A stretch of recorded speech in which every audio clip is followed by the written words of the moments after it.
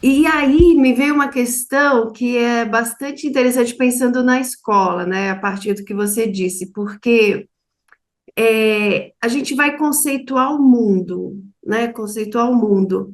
Mas às vezes eu não sei em que momento que a gente pode entender e conceituar o que nós estamos sentindo, né? Então, como é que eu entendo o meu sentimento?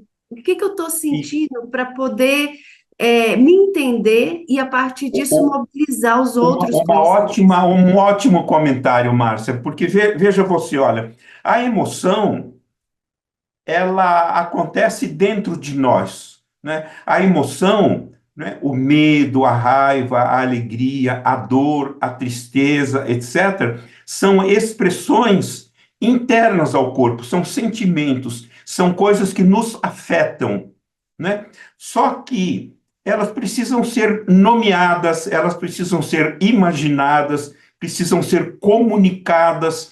E, infelizmente, na nossa cultura, o nosso repertório emocional é muito fraco. Nós temos, porque a emoção, na verdade, é uma experiência biológica, neurológica, de neurociências. Ou seja, o cérebro, né, aí a gente poderia falar muito, mas seja por exemplo, a amígdala, né, o sistema límbico de um modo geral, ele capta, né, estímulos internos ou externos que produzem estresse, que produzem medo ou que produzem alegria, etc.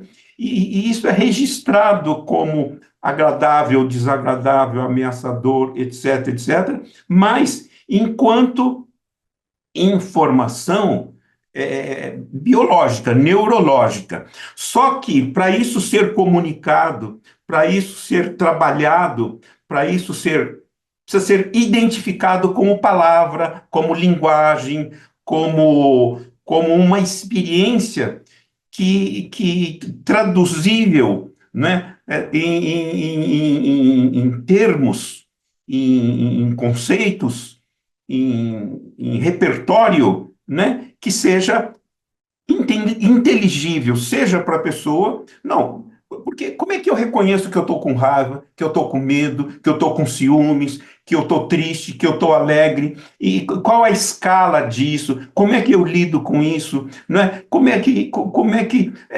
Por exemplo, como é que eu regulo, né? Você, por exemplo, uma coisa é uma raiva que se expressa como numa intensidade alta, prejudicial para a própria pessoa e para as coisas do mundo e para as outras pessoas, ou uma raiva que se expressa de uma forma, digamos, é, que possa ser gerenciada, gerida, que pode ser regulada, socialmente suportável, né?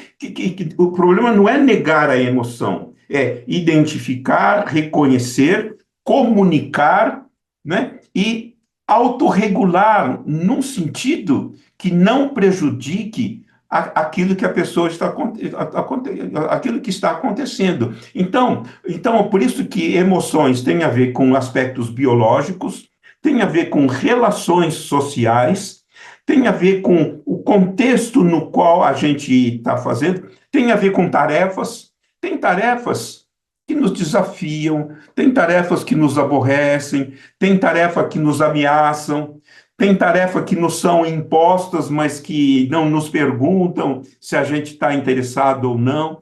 Tem tarefas que a gente não vê sentido, por outro lado, elas são necessárias. Então, tudo isso embebe, vamos dizer assim, a nossa atividade, né? A nossa necessidade de aprender, de se informar sobre aquilo, né?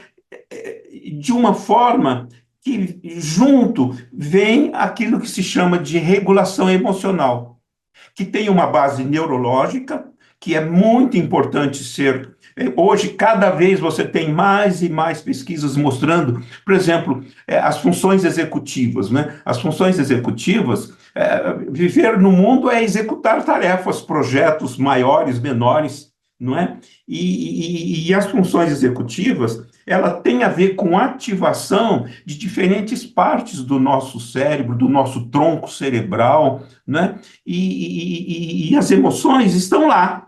Estão lá, as emoções positivas, negativas, ligadas a pessoas, né? Você sabe, muitas vezes há experiências que a simples ameaça, ela não aconteceu, nos marcam para a vida toda. Ou seja, a possibilidade daquilo se realizar, traumas, por exemplo, não é? Abusos, abuso verbal, abuso físico, abuso social, né? Que pode se expressar de muitas maneiras, às vezes até ele nem se concretiza, mas a simples, o seu prenúncio, ou a sua indicação é um marcador para o resto da vida e afasta as pessoas, gera medo, dificuldades, etc. Por isso que é muito importante a gente pensar nos aspectos neurológicos, né, biológicos, nos aspectos sociais, no contexto, né? Há pessoas que nos trazem calma, confiança, alegria, há contextos que nos trazem esse tipo de sentimento, há outros que nos fazem nos sentir ameaçados, perigosos. Aí vem a pergunta: a escola é que tipo de. Né? Os professores, os profissionais, o seu ambiente de trabalho, a sua casa, a casa onde você mora, né? A cidade onde você mora, a rua onde você mora, eles proporcionam, né? Porque a gente tem que aprender ao longo da vida, né? A gente tem que aprender muitas e muitas coisas. Eu, por exemplo, acho que aprendi muitas coisas, mas eu agora estou aprendendo a ser velho, né? O que quer dizer ser velho? O que quer dizer ser uma pessoa aposentada e ter o trabalho que antes era a minha razão de vida, de uma outra forma? O que quer ser pai de filhas, no meu caso, que tem aí 50 anos de idade? O que ser avô de netos que tem aí mais de 20 anos? Eu nunca soube dessas coisas, eu estou aprendendo agora. Né? Então, é muito interessante isso, né? Quer dizer, como é que você está aberto, né, às necessidades e possibilidades de aprender ao longo da vida e as emoções, né? As emoções, né? E a mais importante delas, a mais difícil delas, a mais querida dentre elas, sobretudo, é o amor, é a amizade, é a fraternidade, é o respeito mútuo, né? É a sinceridade nas relações, é o carinho que a gente pode expressar pelas pessoas, pelas coisas do mundo, pelas nossas tarefas, pelos nossos projetos, né? E então é isso, Márcia. Então é muito importante a gente, né? E tem, por exemplo, uma outra coisa que se fala pouco, né? Nós temos temperamentos, nós temos características pessoais. Há pessoas que são mais sensíveis. Por exemplo, às vezes acontece algo no contexto de uma família ou de uma escola. Cada aluno reage de um jeito frente à mesma coisa. Cada filho reage de um jeito diferente, né? Então, tem características que são pessoais, tem estilos culturais. Por exemplo, é muito importante, por exemplo, né? Esse é o fator sociocultural também é muito importante no processo de aprendizagem e das emoções. Há culturas em que as emoções têm que ser contidas. Por exemplo, na minha família, era para a gente ser inteligente.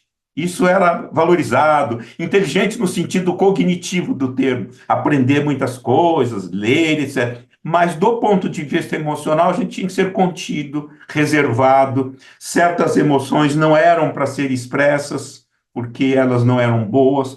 Em outras famílias, em outras culturas, as pessoas se expressam, falam, sem limites, até exageram, mas tudo bem. Então, depende muito da cultura, por exemplo. Hoje a escola é para todos. Então, nós temos uma diversidade de origens socioculturais, né, de pessoas.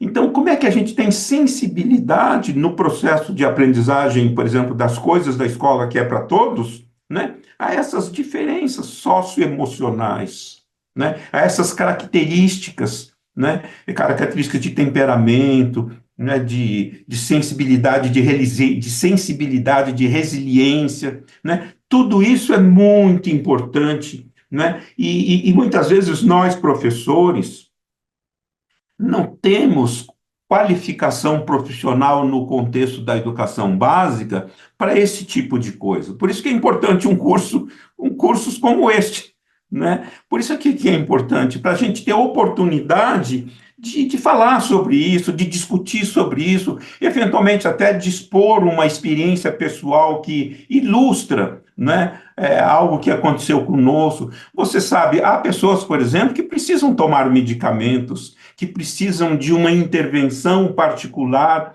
para que elas possam, porque para regular melhor as suas emoções no processo de aprendizagem. Há pessoas, por exemplo, que não toleram erros, não toleram experimentações que não dão certo, elas não se permitem errar, ou elas só querem o sucesso. E a vida é feita de sucesso, fracasso, experimentações de muitos tipos, enfim. Todas essas coisas, elas são bonitas, né? Porque elas mostram a complexidade destas coisas tão importantes para a nossa vida, né? E ao longo da nossa vida, de diferentes formas, né?